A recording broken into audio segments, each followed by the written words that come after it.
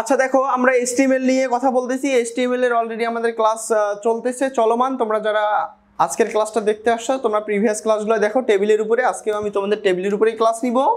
তোমরা গত দিনের ক্লাসটা যারা দেখোনি তারা দেখে আসো, আশা করি তোমরা এই ক্লাসটা আরও খুব ভালোভাবে বুঝতে পারবা।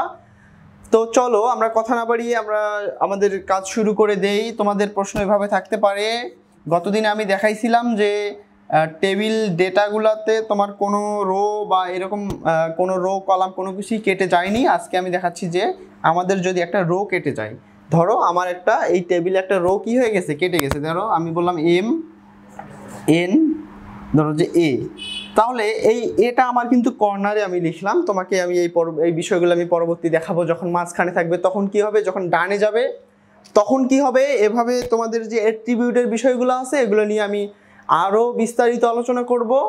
তো তোমরা যারা প্রিভিয়াস ক্লাসটা দেখোনি তোমরা দেখে আসো, আশা করি খুব ভালোভাবে তোমরা আজকের ক্লাসটা বুঝতে পারবা। তো এখন দেখো, আমরা যেহেতু টেবিল নিয়ে আলোচনা করতেছি, তো আমি প্রথমত HTML শুরু করতে গেলে কি করতে হবে, HTML, তারপরে শুরু করলাম হচ্ছে বডি। তারপরে আমাকে কি করতে হবে, আমি যেহেতু টেবিল অঙ্কন করতেছি তাহলে তোমাকে এইখানে বলে দিতে হবে যে তুমি হচ্ছে টেবিল নিয়ে কাজ করবা। হ্যাঁ, তাহলে তোমাকে টেবিল ঘোষণা করে দিতে হবে। এবং টেবিলের মধ্যে যেহেতু বর্ডার আছে এই জন্য তোমাকে ইউজ করতে হবে বর্ডার কথাটা, ঠিক আছে।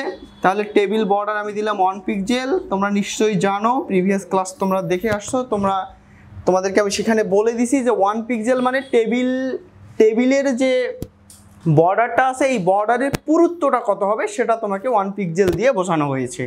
তারপরে দেখো, তোমার যেহেতু টেবিলের প্রথমেই একটা কি আছে, রো আছে না, টেবিলের প্রথমে একটা কি আছে, রো আছে।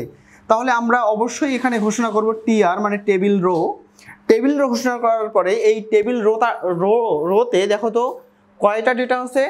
টেবিল রোতে হচ্ছে তোমার 2টা ডেটা আছে। যেহেতু 2টা ডেটা আছে তাহলে আমাকে 2টা ডেটা নিয়ে কাজ করতে হবে। প্রথমত TD দিয়ে আমি কি লিখলাম, M লিখলাম, এটা একটা ডেটা, এই ডেটাটা আমি ক্লোজ করলাম। আমার আরও একটা ডেটা আছে সেটা হচ্ছে N, তাহলে আমি এটা লিখে ফেললাম। তাহলে দেখো তো এই রোটা আমাদের কমপ্লিট হয়ে গেছে না। যেহেতু কমপ্লিট হয়ে গেছে তাহলে আমি এখানে ঘোষণা করে দিব যে এই রোটা আমার কমপ্লিট, মানে রোটা আমাদেরকে কি করতে হবে, ক্লোজ করে দিতে হবে। দেন আমাদের আরও একটা রো শুরু হয়ে গেছে। দেখো আমাকে এই জন্য আরও একটা রো হচ্ছে এখানে কি ঘোষণা করতে হবে। এবং এই রোটাতে আমরা দেখতে পাচ্ছি একটা ডেটা আছে। কয়টা ডেটা আছে বলো তো, একটা ডেটা TD একটা ডেটা আছে।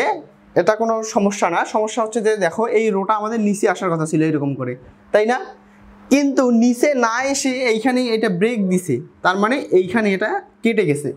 তাহলে আমি তোমাদেরকে প্রথম ক্লাসে দেখিয়েছি টেবিল যে ট্যাগগুলো আছে এই ট্যাগগুলো সম্পর্কে তোমাদেরকে আমি দেখিয়েছি এবং ট্যাগগুলো সম্পর্কে বিস্তারিত আলোচনা করেছি। তোমরা প্রিভিয়াস ক্লাসটা দেখো, তাহলে আজকের ক্লাসটা খুব ভালোভাবে বুঝতে পারবে বলে আশা করতেছি। তো দেখো এখানে যেহেতু একটা কলাম কেটে গেছে, এখানে একটা কি কেটে গেছে, দেখো তো এই কলামটা নিচে যাওয়ার কথা ছিল, কলামটা কি করার কথা ছিল, নিচে যাওয়ার কথা ছিল, কিন্তু এই কলামটা কি নিচে গেছে না, যায়নি। যেহেতু যায়নি তাহলে আমাদের কলাম কেটে গেলে যেন কি আমাদেরকে ইউজ করতে হয় বলো তো, কলাস প্যান। কি ইউজ করতে হয় বলো তো, কলাস প্যান। তাহলে এখানে কলাস প্যান কয়টা কলাম কেটে গেছে, দেখো তো এরকম করে দিলে একটা দুইটা, কয়টা, দুইটা। তাহলে আমাদের কয়টা কলাম কেটে গেছে, 2টা কলাম কেটে গেছে। তাহলে আমরা এখানে কি দিব, কলাস প্যান 2, তার মানে আমার কলাম কেটে গেছে কয়টা, 2টা। তাহলে এই যে আমার এই ডেটাটাতে আমার কলাম যেহেতু কেটে গেছে আমি এখানে ঘোষণা করে দিলাম আমার এই ডেটাতে কলাম কেটে গেছে। এবং এই ডেটার নাম কি, এই ডেটার নাম হচ্ছে A। যেহেতু আমরা A লিখে ফেলছি তারপরে ডেটা আমরা ক্লোজ করে দিলাম। দেখো তো আর কোনো ডেটা আছে এইখানে না, তাহলে আমাদের এই রোটাও কমপ্লিট। তাহলে আমি কি করব, টেবিল রোটাও আমি কি করলাম যে ক্লোজ করে দিলাম, ঠিক আছে। তারপরে আমরা কি করব, যেহেতু আমাদের আর সব রোই আমাদের কমপ্লিট, তাহলে আমরা কি করব, table close, body close, HTML close.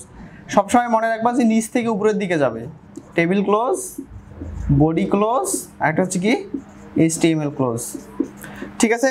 আশা করি তোমরা এই ক্লাসটা ভালোভাবে বুঝতে পারছো। নেক্সট ক্লাস তোমরা খুব তাড়াতাড়ি পেয়ে যাবা। তোমরা যারা এখনও আমাদের চ্যানেলটি সাবস্ক্রাইব করোনি তোমরা দ্রুত আমাদের চ্যানেলটি সাবস্ক্রাইব করে নোটিফিকেশন আইকনে ক্লিক দিয়ে রাখো, যাতে আমাদের ভিডিওগুলো আপলোড হওয়ার সঙ্গে সঙ্গে তোমরা পেয়ে যাও। ভালো থাকো সবাই, আসসালামু আলাইকুম।